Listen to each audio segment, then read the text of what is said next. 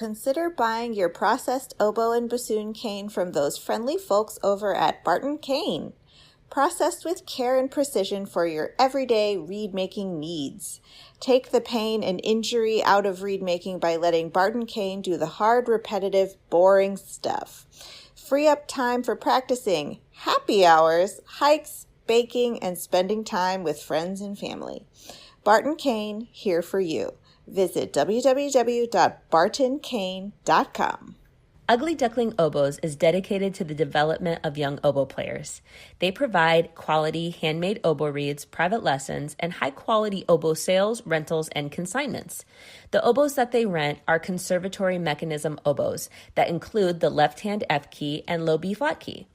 All are maintained by oboe-specific technicians. In-person lessons are available, as well as virtual lessons for students who live outside the geographic area or have transportation and scheduling challenges. They also offer online college audition coaching for high school juniors and seniors who plan to audition to be music majors. Visit uglyducklingoboes.com for more details on how you can set up yourself for success and sign up for their newsletter. That's uglyducklingoboes.com. Hi, I'm Galit Kaunitz. And I'm Jackie Wilson, and you're listening to Double Reed Dish, a podcast for oboists, bassoonists, and the people who love them.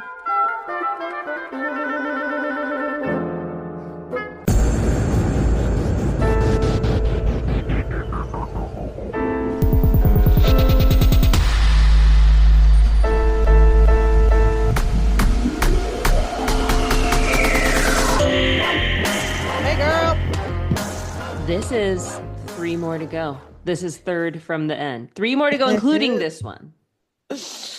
We just recorded the last interview.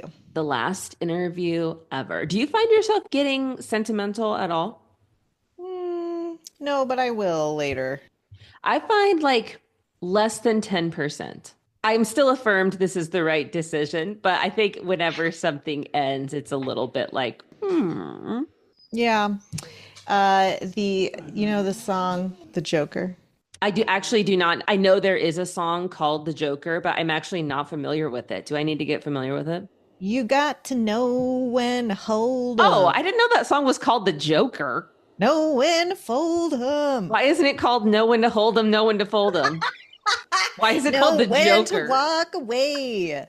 Know when to run. I don't know why I like to do it in Bob Dylan voice. Okay, but why is it called The Joker? I don't know. Is it like cards? I Yeah. was thinking like Batman. I don't know. It's No, we knew when to put it down. yeah, the connection. I'm getting it now. You got it. I've landed. You're walking the path with me now. The dots have been connected finally. Yeah, I didn't know that song was called The Joker.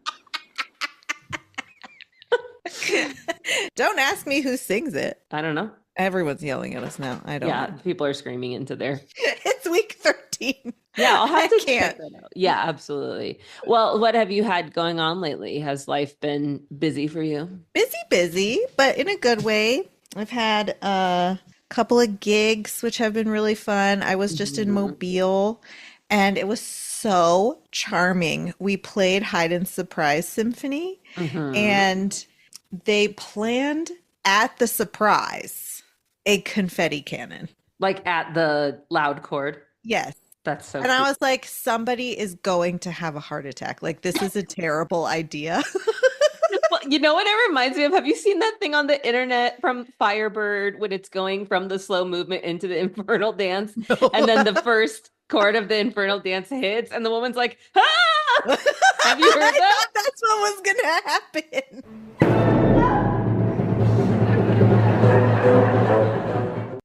I was like, we are going to have paramedics running down these aisles. But it was soundless. It was lovely. It was charming. And then after, at intermission, all of the stage crew came with their push brooms. They need like a Zamboni in the concert hall. Cleaned up all the confetti. It was so funny. I'd be waiting for like a t-shirt cannon in the final movement of the second half. I'd be like, okay, what's next? The t-shirt cannon at the end of Beethoven's Triple Concerto. I mean, I'm jealous of the guy who set off the confetti cannon because now he can put in his like bio confetti cannon soloist. I'm like, why couldn't you let me do it? Because then you'd get doubling pay.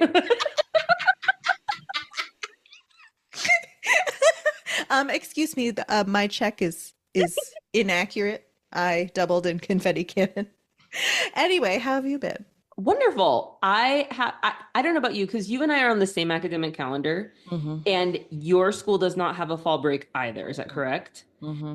The way this semester is laid out this year is it is not until the end of week 14, going Hmm. into week 15, the final week of the semester, that we get our Thanksgiving break.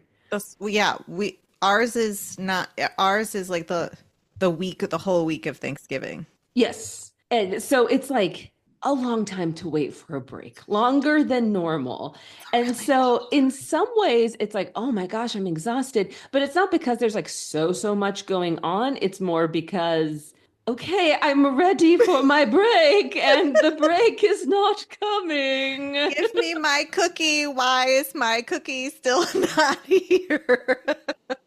But this week, I just actually finished a really cool thing. I think I mentioned in the last episode that me and my colleagues started a festival, Native American Music Festival, and that Connor Chi was coming down to be the artist in residence for that. And so that was the past 2 days. We had him speak at convocation to the students. He gave a recital. We finally got to play together, which was super cool because he and I have been collaborating since 2017, I believe, but only over emails and Zoom calls. We've never even been in the same place. So I got to Wow. play for him. He got to play for me. We got to play together. And And this was a long time coming because he was supposed to come to IDRS, and because of weather, remember that? Because of weather, he couldn't go. yeah, it was when the computers all shut down and Oh, everyone, it was the yeah. computers. That's right. But yes, he was supposed to be at IDRS. And so, yeah, it was just kind of a really cool full circle moment. And I felt like my students got it. And they just kept being like, Oh, it's so cool. Oh my gosh. Like they were just really into everything, which is kind of, you put on this thing and it's for the first time and you don't know if it's going to be like a success or whatnot. So yesterday we had the kind of finale concert at the cultural center, and we did like a free Indian taco dinner and music to go along with the dinner. And we had to add tables, like catering had to like all of a sudden like, oh gosh, go get like more plates, more silverware, because it was a packed house. We had more, but somehow amazing. there was enough food for everybody. It was just kind of like if I could write it out how it would happen in my ideal world, that's how it would be. But I did want to share something. When Connor was talking at Convocation, he said something about he was asked about perfectionism, and I just loved this story. And please understand, this is a secondary source. This is not Mhm. my story. Mhm. But he was asked about perfectionism in classical music, and he's won some very big international competitions, and so it's kind of relevant to that. And he said was that he really learned to overcome and contextualize perfectionism from watching his grandmother weave. Of course, Navajos have this amazing weaving tradition and they make these beautiful rugs. And if you've ever had a chance to look at a Navajo rug, they're just these elaborate, symmetrical designs that just, it's such impressive artistry. And he said that his grandmother taught him that when you are at the loom, you are taught to intentionally add an error Hmm. somewhere into the rug so that the design is not perfect. Maybe there's one extra stitch on this side or Mm. however it is. And that is intentionally included to reflect the humanity Mm. of the artist, that there is no perfect human. And so the rug should not be perfect. It's included for humility in acknowledging our inability to be perfect and that that shouldn't even be a goal. And so, and also the uniqueness of that imperfection. And I was just like, that is so beautiful that the mistake, quote unquote, is actually embraced as a crucial part of the creation process. I love it. And I just thought that was such a beautiful sentiment to share that I really loved a room full of my students approaching juries, approaching the end of the semester and everything that comes along with that to hear. I was just so glad he shared that. So I wanted to share that with all of you. It was Oh, that helps me. I hope it helps right. a bunch of other people. Yeah. Yeah. So like, oh, that half hole growled a little bit. Okay, well, Good. that's just a mistake in my rug, and it's part of my humanity and it's part of Yeah. my humility. I don't know about you, but me as a performer, I don't always think of that in the realm of the creative. I often think of it in the realm of the interpretive. Mm-hmm. But the idea of the mistake is a crucial part of the creative, and how that could inform my performing was just Mm-hmm. the nice shot of like grace Mm-hmm. that I think we all need to hear sometimes. I love it. Yeah, I love that too. Well, thank you for sharing that. Thank you. Well, you can thank Connor. Thanks, Or Connor. thanks, Connor. You're You the think best. Connor is listening right now? No. Are we listening to piano podcast? I don't know.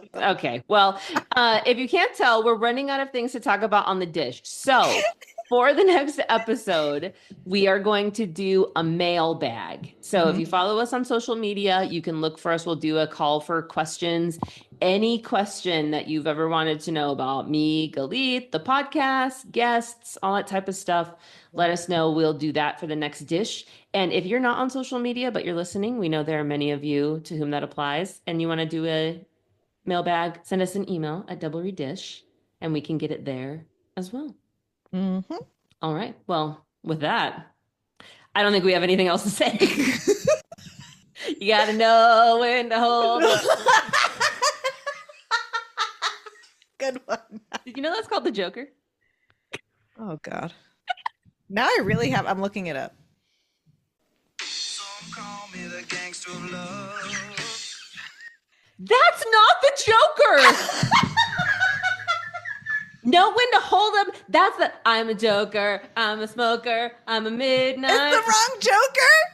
That know when to hold them, know when to fold them is not called the Joker. Oh, it's time to go.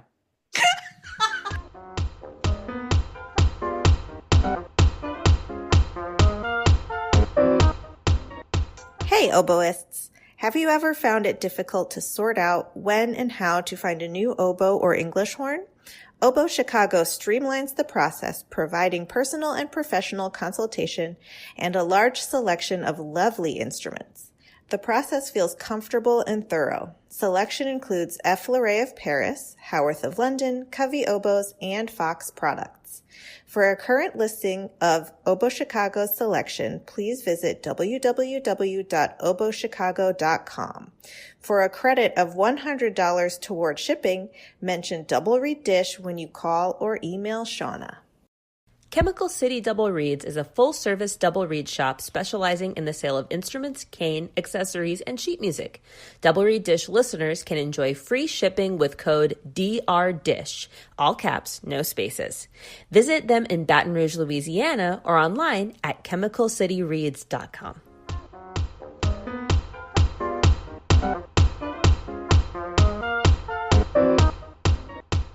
We are delighted to welcome to the podcast Michele Fiala, professor of oboe at Ohio University. Welcome, Michele. Thank you so much for having me. I'm so excited to be here. Can we begin with our standard first question, which is when and how did you find your way to your instrument? How did you start to play the oboe? Yes, I had loved music for as long as I could remember because my grandmother was a pianist. And so we grew up just all kind of gathering around the piano at family gatherings and saying, I want to hear the entertainer, I want to hear this. And so I'd always loved music. And then I became fascinated with the flute, the next thing, when my next door neighbor played it. And it wasn't even until the summer before my freshman year in high school that I knew what an oboe was. I had gone to a small Catholic school, and then I was at a summer camp and these oboists were going around, and I thought, oh, are they like smoking? You know, because they had these little reeds in their mouth as they walked around. But when I got to high school, then the band directors announced our only oboist is graduating, and we need a volunteer to play the oboe. And three of us raised our hands. I still don't know what made me raise my hand, but then it was a competition. And I think, as many oboists do, this competitive nature, right? So we each had our reed, and we would have the oboe for one night. And so I would just go home and practice the thing until it was bedtime, and then pass it to the next person who apparently didn't play it at all, because by the time that the competition, when it came around a few weeks later, the other two kids had just stopped even trying. They were just like, you are the oboist by default. But I fell in love with it.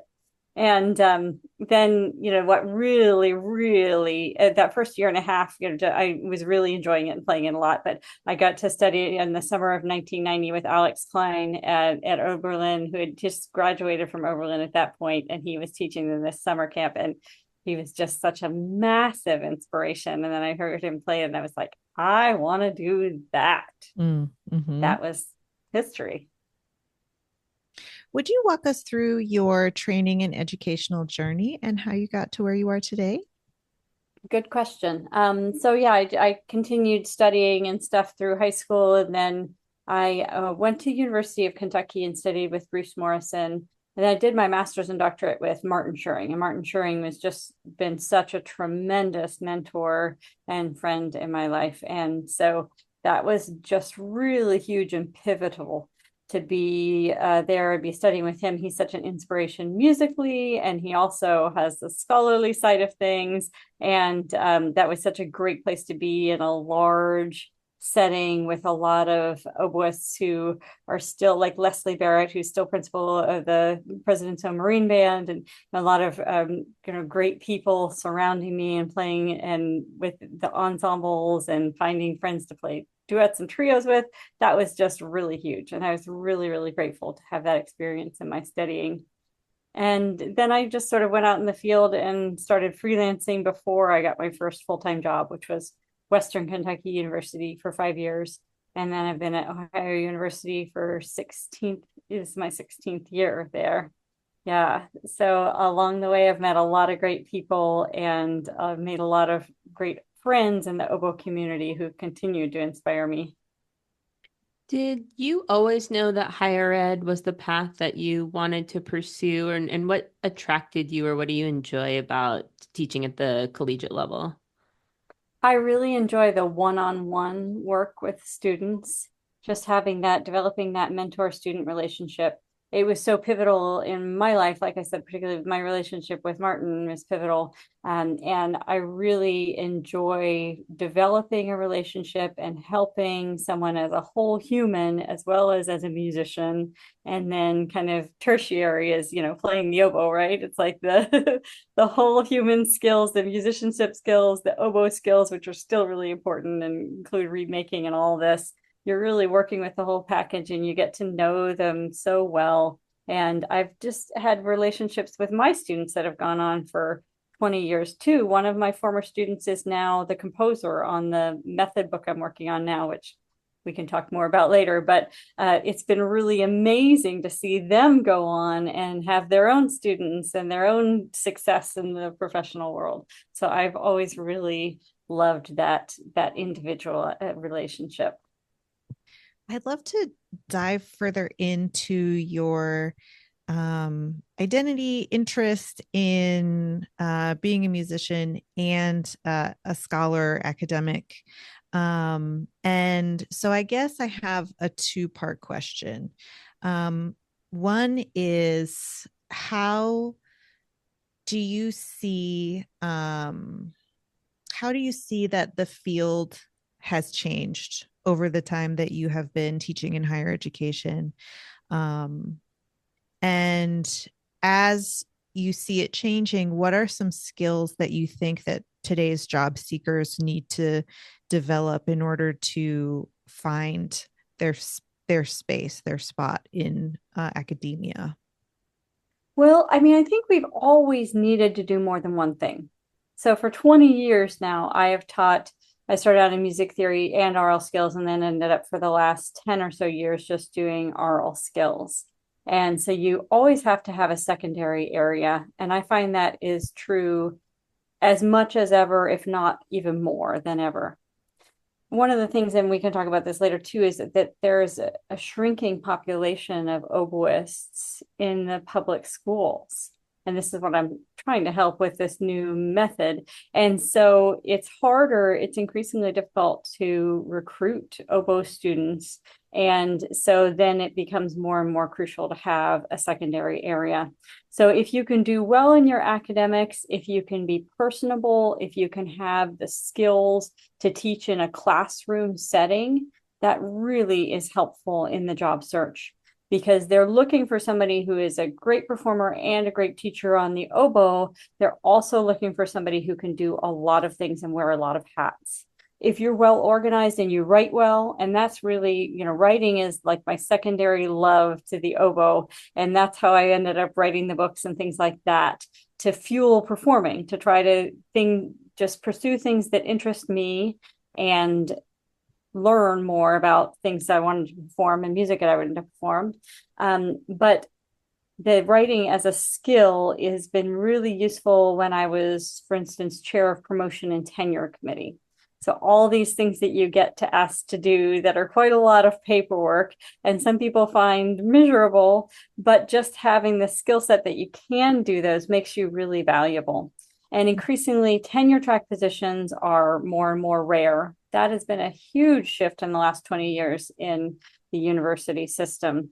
And so if you want to land one of those few tenure track positions, you're going to be one of the people who's doing a heavier load of the service, because there are certain things that only tenure track and tenured people can do, like promote people to associate and full professor.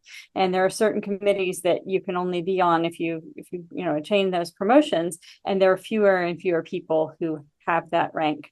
So I think the writing skills, the people skills, the organizational skills, and the large group setting, being able to teach also in a flexible classroom setting, and having good history and theory chops are all huge benefits when you're looking for jobs today.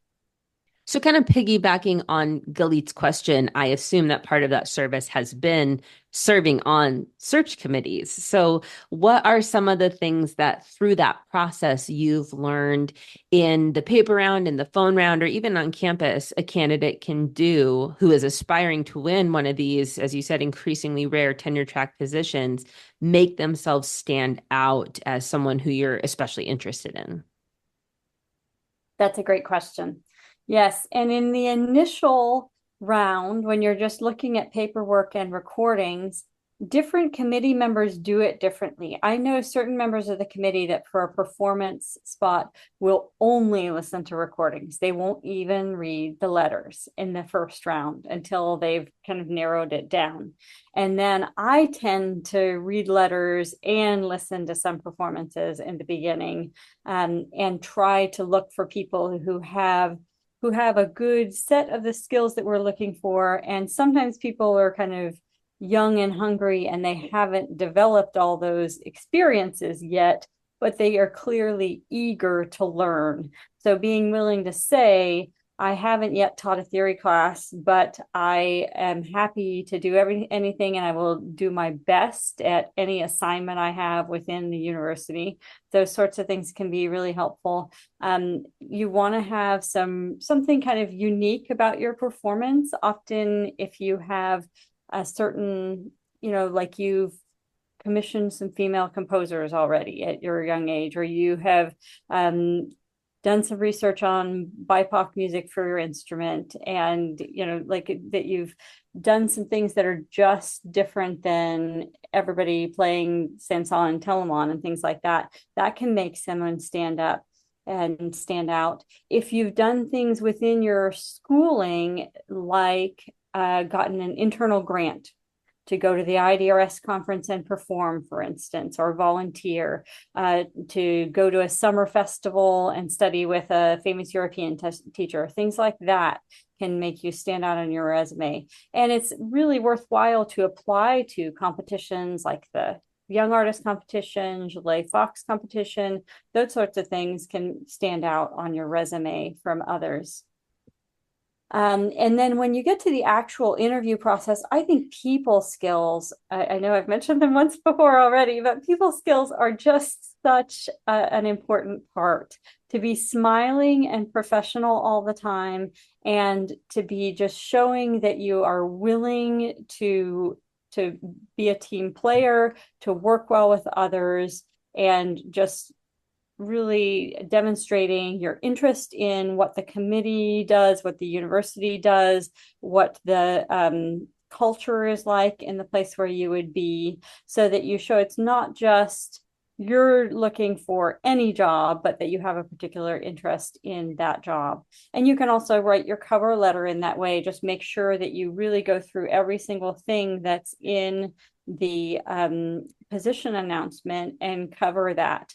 And if you haven't done that thing yet, you can admit that you haven't done that thing yet, but mention some similar skills, some similar things that you've done, and what you would do to try to develop those skills. That's such great advice for recently minted DMAs and young job seekers, because I know that's such a tough position to be in, where you're just like, I want to apply, but but they want experience, and you have to have experience to apply, but you have to have the job to get experience at like catch 22. Right. Yeah. Yes. Yeah. Continuing on in the vein of your research interests, you have published 2 books and how many CDs? Many. 4? Well, actually 2 solo CDs and then the Athenia trio CD. Oh, okay.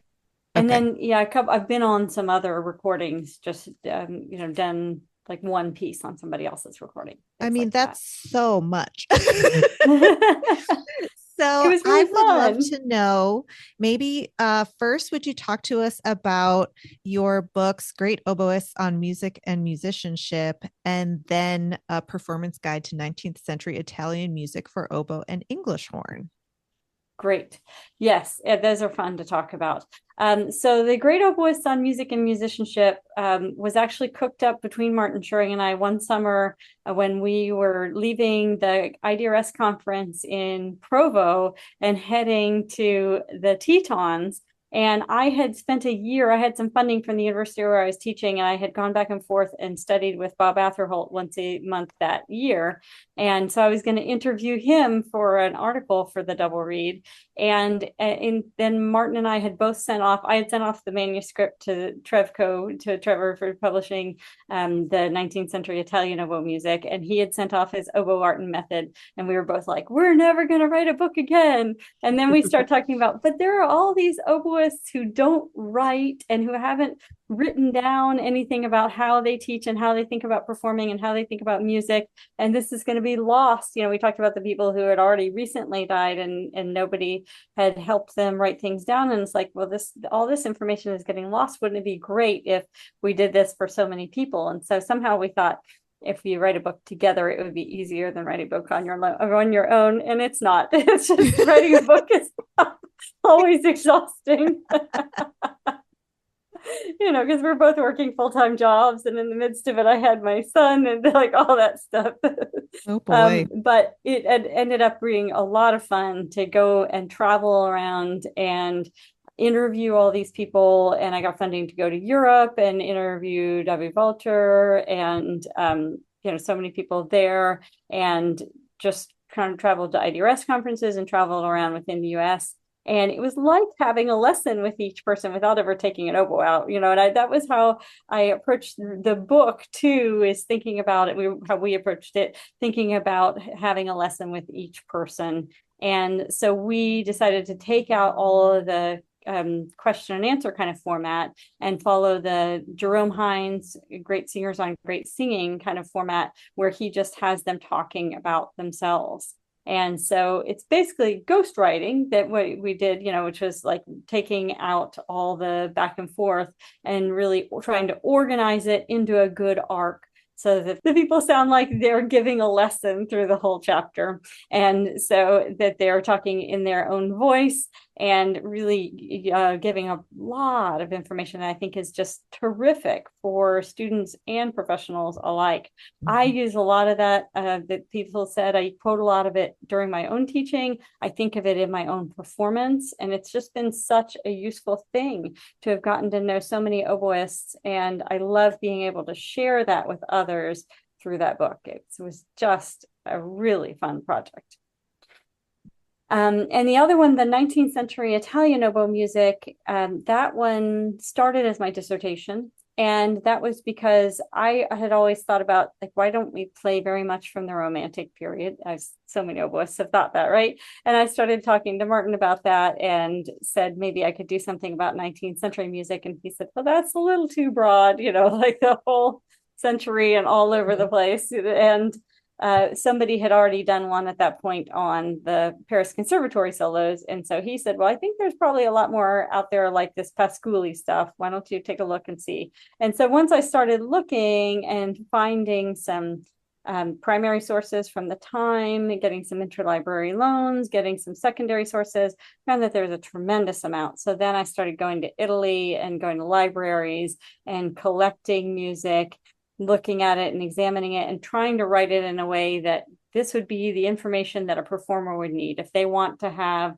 a fantasy on a particular opera, or they want to have something for a particular instrumental combination, they want music they can perform, but this is the information that they would need. And so that's what I was trying to do in that volume. Then I revised it for publication and added some things too. And I was really grateful that Trevor published that. I think it was a really fun project also to work on. Could we hear a bit more about your solo CDs? And also for our listeners who've never recorded a solo CD, maybe how you went about choosing repertoire, or what was the impetus for inspiration and how you put together a set list like that? The second CD, I commissioned most of the music. The first CD, the only commission was Philip Bimstein's Cats in the Kitchen.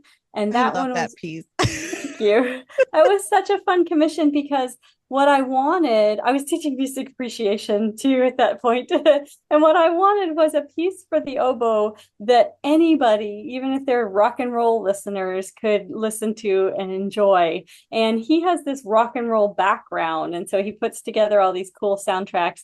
And that he had done that Half Moon of Checkerboard Mesa, which I really liked. And so I talked to him, and he was really receptive about writing something else. And so we did that with a duo with my flute colleague.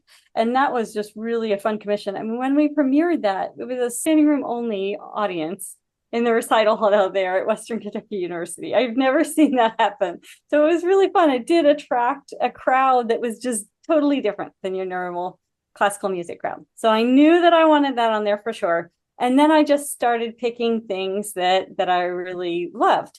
So I really enjoyed the Bill Douglas Oboe Sonata. I called Bill up and said, hey, could I be the first one to record this? And he said, not only could I be the first one to record this, but I'm laughing because it was just such serendipity. But he was like, but I'm going to be an hour away from you during your recording dates. So how about I come play the piano with you? And then I'm also in the middle of writing this piece for oboe, bassoon, and piano. How about I come? And then we all do that too. And then That's Frank awesome. Morelli was extremely gracious to come and play that too. So it was just like a tremendous experience. I got to play with friends through the whole thing. And my friend Sandro Caldini, his brother Fulvio, is a composer. So I wanted to add a piece of his. So I did that one with clarinet. And with my bassist friend, Andrea Clearfield's 3 songs for oboe and double bass. And I loved the Rodney Rogers Lessons of a Sky for a while. And so that's on there too. It was things I was passionate about, which turned out to be fairly in a contemporary idiom, right? I also wanted things that hadn't been recorded a bunch of times before. There are definitely things I'm passionate about in the earlier music, but I feel like a lot of that has been recorded. So I was looking for things that had not been professionally recorded at that point, and that I could just, bring to the oboe world, as well as have fun performing them too. And then the second CD, I really focused on commissions, and I focused a lot on female composers, although that's not exclusively female composers, but getting the Susan Kander Postcards from America was just a coup. I love that piece, and her theatrical readings in between the movements are really cool, and the extended techniques and things like that. Bev Lewis in Toronto wrote that Fundy Temperaments for me for English horn, and that one's such a cool because it's a programmatic and it's got this a hymn in the middle of it, and all these programmatic elements that are fun to play up. Trying to think of the other commissions there. Oh, my former student Erin Goad, who's writing for me now, also wrote that Overheard on a Salt Marsh. Martin and I got to do that. I've loved the James Macmillan Intercession for so long, and so to have Martin and Joey there, have two friends there playing it was so much fun. I've had so much fun doing the CDs. The collaboration has been really just amazing. And I tried to bring to light composers that hadn't been recorded a lot, composers that were new to the oboe audience and to the general public. And same thing then when we did our trio CD, we had commissions from Alyssa Morris and Robbie McCarthy that are fantastic, and just always trying to keep a really accessible style in the music, I think is really nice for the public. In order to record a CD, you need to find some money. So yeah. What was your grant writing process like? And what advice do you have for those who are out there trying to find grants? Yes. Well, as I've said, I've always loved writing. It's been my second passion. So that grant writing felt easy. It felt like a good fit. But just doing it is the advice. Like Anne Lamott's advice for writers is stop not writing. So it's the same thing with grants. Stop not writing grants. And there are so many grants that are from institutions wherever you are, whether you're teaching or whether you're a student. There will be a lot of internal grants to start with. And then you kind of move up the ladder a little bit to see, does your state arts council have some grants? I've gotten some of those before from Ohio Arts Council and before that Kentucky Arts Council. And those are usually a little easier to get to because it's like a smaller pool, right? You want to kind of start as the bigger fish in the smaller pool. So you start at your institution, then you go out to a smaller thing like the state. Then there can be multi-state regions. Like there was a Meet the Composer South grant that I got when I was bringing Philip Bimstein to Kentucky. And then there are the national really competitive grants like National Endowment for the Arts, Aaron Copland Foundation, those sorts of things. Those are really competitive, but you may as well try. The more you write things, the better you get at it. But you can start with simply things like the very first things that funded like my travel to Italian libraries were like student senate grants at Arizona State. And then the CDs were mostly funded by internal grants at Ohio University. We have these Baker Fund grants and, certain funds for that. And then, different little pieces. Just the other advice is just apply for everything you possibly can, because you can often get a little bit here, a little bit there, a little bit there, and then it adds up to enough to do the project you're passionate about. Mm-hmm. It also takes good reads to record an album. So I wonder if we could transition a little bit. Could you tell us about, our listeners love to get into the nerdy stuff, not only your habits and approach, but your equipment, what staples, what machines do you like? Tell us everything we need to know about your approach to reads. Okay. Well, so yeah, equipment wise, I use an Inaletti gouger, and I like the Mac Plus shape. And then I really like Landwell medium knives, and I use the Wicked Edge sharpening system, which I think is just the most brilliant thing ever invented for sharpening. You and I are exactly on the same page right now. Yeah, everything you're saying, I'm like, yeah, I have that, do that. Well, that summer was the first time I'd ever seen an Inaletti. You remember Mr. Kilmer brought that Inaletti there to Banff? Yeah, and I was like, oh, okay. So I didn't start using it still for another 7 or 8 years after that, but that was the introduction. So maybe that's not totally coincidence. That's amazing. Hmm. Well, cool. And then yeah, after that, just really it's staples. I guess I forgot to say the staples. I like the Stevens Hmm. tubes that are being reproduced now by Midwest Musical Imports. I like both the 2 and the 4. I think both of those are good bores for the staples. And then really just with my reed making process, I am more of a slow and methodical reed maker. I don't do the 5 or 10 minute reed all in one sitting, but I will tie on the blank and get it scraped a little bit just so it can crow in the first day, and then let it sit and work it over 3 or 4 days and do it really gradually. I'm really trying to keep the sections in balance as I get it more and more toward playing. And I'm really going for function first and then for the tone quality I want. Some things are embedded in the piece of cane, right? So you can make it work and you can make it sound as good as it's going to sound. But if you make something that sounds beautiful, if you're sustaining an A, but then you can't get a low C out, then you're not going to get very far on that reed. So really making everything function well is so important.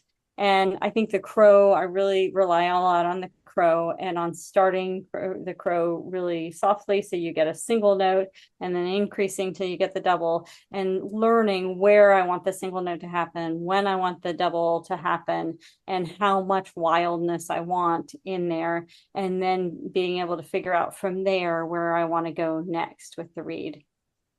And we all know to make reeds when you have reeds, right? If you get to the point where you need reeds, it's already too late. So the biggest key I've found over the years is just be making them every single day and have a sharp knife and have a sharp knife and have a sharp knife. Hmm.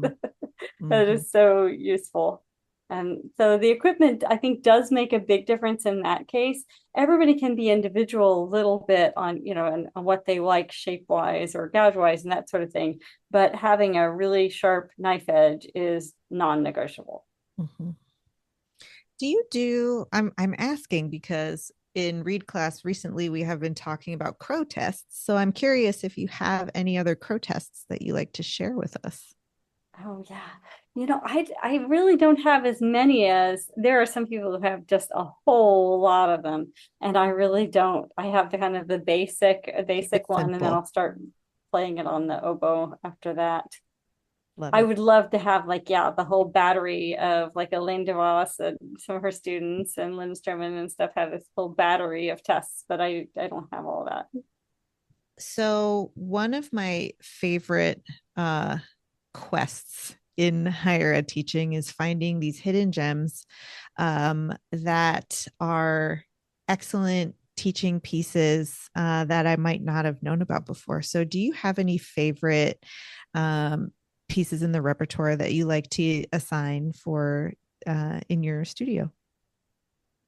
Yeah, that's a great question. I would say out of the ones that aren't done that often, I've pulled some of the ones from the 19th century Italian oboe music, and then they've become really standard in my teaching. Like, I really enjoy teaching that little Donizetti sonata that's just 2 movements long. I think Mm-hmm. that doesn't get played really all that much, but it's just lovely music. And it's really attainable for a good high school student or an early college student, and they can sound good on it, and it's fun music to play. So I think that it has just enough challenges and then also a lot of real beauty in there.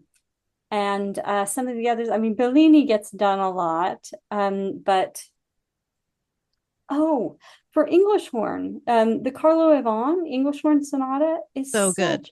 yeah, such a gorgeous piece. Mm-hmm. Yeah, and every student I have who plays that just ends up loving it. That's Mm-hmm. a little more advanced because it's long, but you can always choose one movement. And then I think that Mozart Adagio for English horn is a really great kind of introduction when they're starting English horn. So I think some of those are really useful. I've even used some of the Luigi Bassi pieces like Notturno and Lamento. Those are really more advanced high school, but sometimes you'll have a college student come in that just needs a little bit more of a transition to the longer, harder repertoire. And that one's really nice for that. Those are really nice for that. Um, And then just, I mean, some of the things that I've recorded, I've definitely had students say, oh, I love the Four Personalities by Alyssa Morris, and I, want to play it after hearing the recording, and, or different things like Bill Douglas Sonata, I've had people want to play. So that's really fun to get to have them play things like that. Another good one for English Learn is, I think, the Jacob, the Jacob Rhapsody for English Horn. I don't hear that getting played very often, but I think that's another just lyrical thing for getting students to make sound on that instrument. Yeah, a lot of those I've never heard before, so I'm really excited to dig in. Oh, cool. Yeah. Similarly, since we're mining you for ideas, I feel like private teaching, it kind of unfolds very organically. The student presents their own interest and situation, and that relationship is kind of unique to each student. But studio class can often feel like the thing that is, you never wanted to get bland, but at the same time, it's planning a group activity every week, year after year. Have you had any creative ideas or successes, or what's your approach to teaching studio class? I would say my approach is creative stealing, because I can't take total credit for any of my ideas. Like, you have oboe friends, we all know this, right? And then you go around and you steal all their ideas. So I'll credit my friend Joey Salvalaggio, who got me into doing all these kind of group playing exercises, like first passing an A. So rather than just playing an A and having everybody tune to it, pass it from one person to the next person. When the second person's in tune, the first person drops out, and you keep going around the room. And then when it gets back to you, you make sure it's the same A. You can have our secret tutor out too, or you can tell if it's a different A when it gets back to you. So that's a good way to start with the group. And then we do some perfect oboe pitch exercises, where you stand in a circle and you actually look away from each other. And I'll always choose the first note, and I'll tell them what the note is, if it's going to be D. And then the second person who's next to me in the circle plays D and one other note. They play D, E, then everybody has to know by ear what they've played, and they play it back. And then the third person adds a third note to it, and everybody plays it back. And then it'll end up resolving itself before it gets too crazy, before there are too many notes to remember. Somebody will come back to tonic, and then you'll start it over again. But it can be really fun, and it can get creative, because you can also play with length of notes and style of articulation and that sort of thing. So it doesn't have to be, but it can start out all slurred and really lyrical, and just get people listening to your sound when you're playing, using their ears and opening up. So I think those are terrific oboe studio exercises. And we, of course, do, break up and do duets and trios. And I've got some good oboe ensemble music. One of my favorite things of all time, this is from the David Gordon Queen's Farewell Stomp. It's from the English concert with Paul Goodwin. And that does have some bassoons in it, but not too much. You can do it with mostly oboes, and you get one or two bassoons in. But it starts out as Baroque and goes straight into jazz. And we've done that as oboe ensemble. That's super fun. We've had some oboe ensemble, some members of my oboe ensemble do some arrangements of things before, and then that's really fun when we get to perform those. So I enjoy just getting the whole studio playing. I do a scale game. So I have this kind of scale ladder, and then I have all the scales, and I have them equated with I have both a 12-sided die that was probably, I bought in some store somewhere, probably for like Dungeons and Dragons or something. So if they roll a 1, that can be C major, and a 2 C sharp, and it's all on my little chart. Or they can draw from a deck of cards, and you can do like 1 through like ace through king will also come out. And I think one of them, if I remember correctly, like one of them ends up being the wild card, where you get to choose your own scale. And so then they go up, and every time they have a scale that they play perfectly, they can advance a level.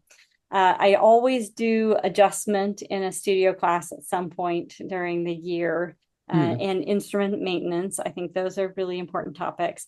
I love to do a session where we just listen to oboists through the ages of recording, like start with early recorded examples that's in that CD of the 50 years of oboe playing, and then all the way up through how the French and German styles sound now versus how they sounded then, how the American style sounds now versus then.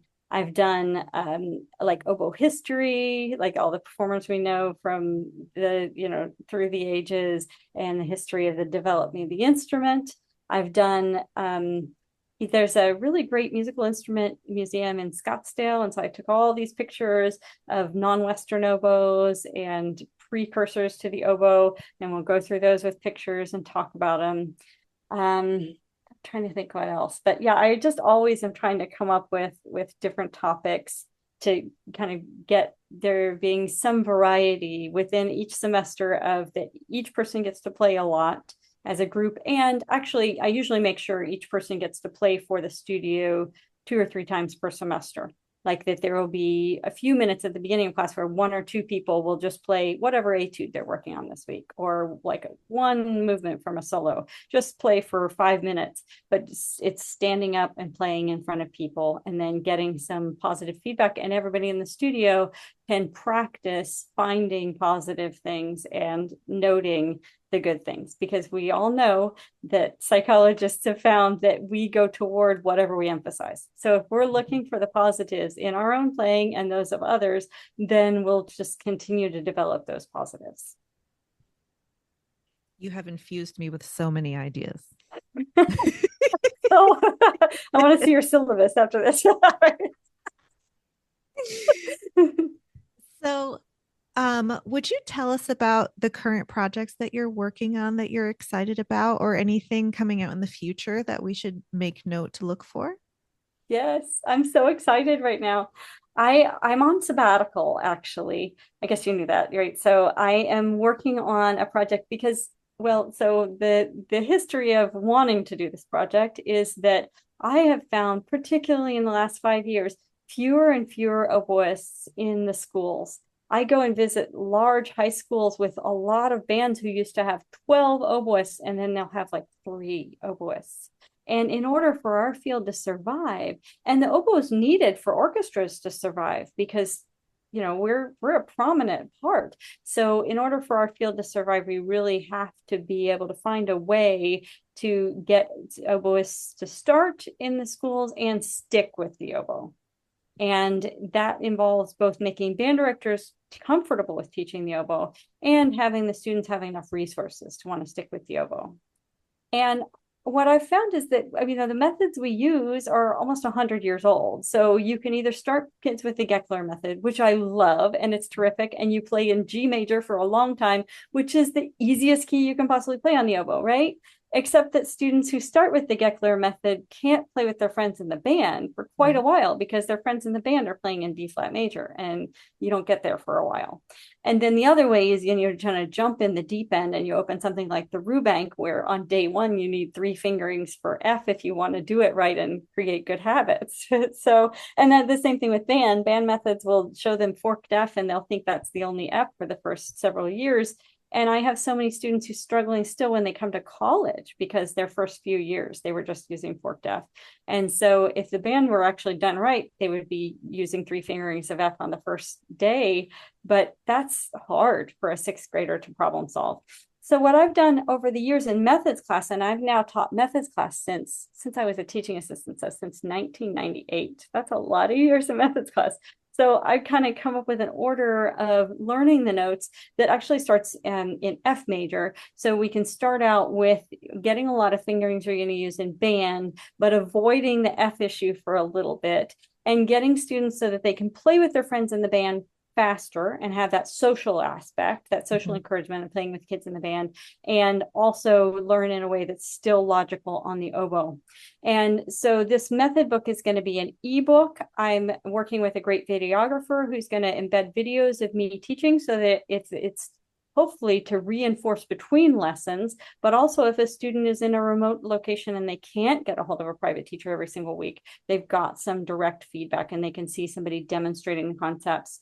And then I'm saying too much. I don't want anybody to steal my idea, but there's no money in anything oboe, so I don't think I have to worry that somebody's going to make millions off my idea.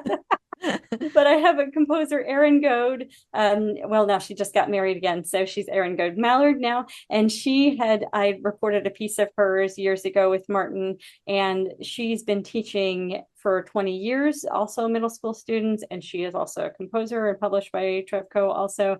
And she's just a great fit for designing the exercises. And I'm saying, I want one exercise that does this and another that does that. And so we're trying to really come up with a logical thing that'll help students in succession and then help them succeed and stick with the oboe. And so then the idea is that it'll be this ebook. They'll be able to click on a video and watch me demonstrate a concept. They'll be able to have a lot of duets they can play with their teacher. And for in-between lessons, they can press a button and hear me play the second oboe line. And then hopefully this can be also used in methods classes so that people could use it to train future band directors so that they'll feel more confident in starting students on the oboe and having the resources to get students going and keep them going. And then my hope is just to help to influence the future of our field in this way by just providing a resource that can improve the quality for middle schoolers. That's amazing. Thanks. I'm excited about it, obviously. Yeah, no, it's amazing.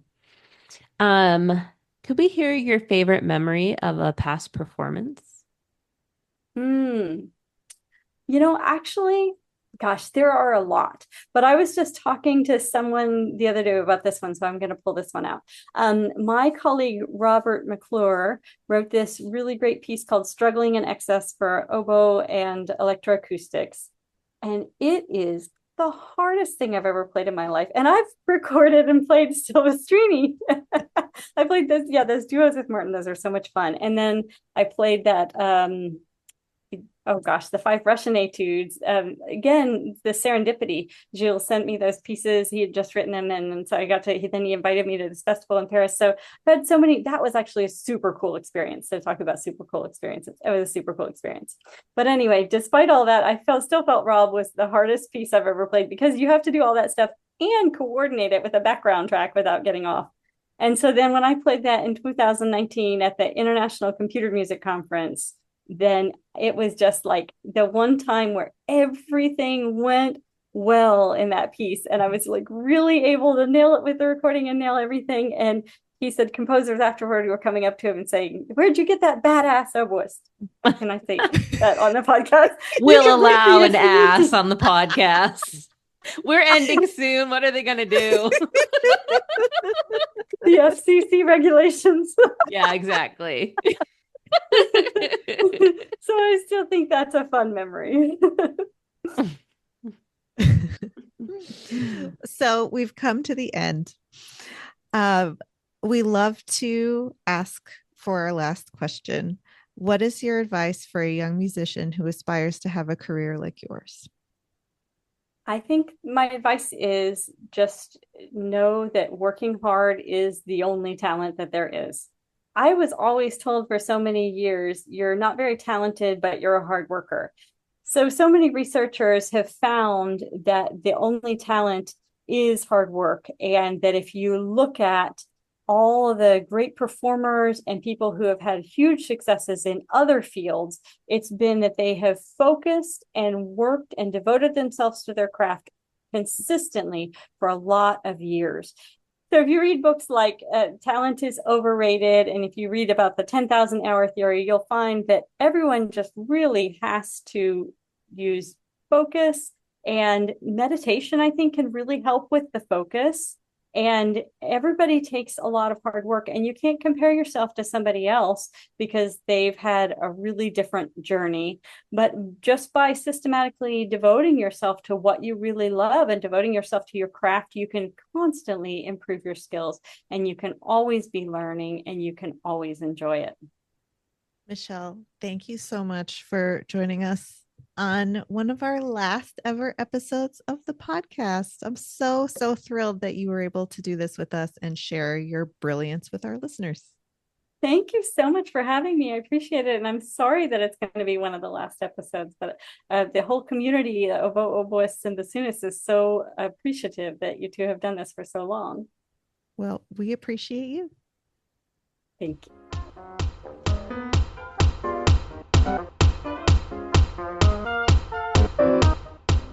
We hope you enjoyed that interview. We hope you will send some questions to our mailbag so that we have more interesting things to talk about next time than Batman. When you And started recording, I had the Joker playing on my these and other timely references brought to you by Double Reed Dish. Okay, so who's going to be on our next episode, our last bassoon episode ever? We had a fabulous time interviewing Bob Williams, retired principal bassoon of the Detroit Symphony Orchestra. That was a fun interview. It was a fun interview. Yes. Jackie, let's end this nerd parade. Go make reeds and go fold them and hold them.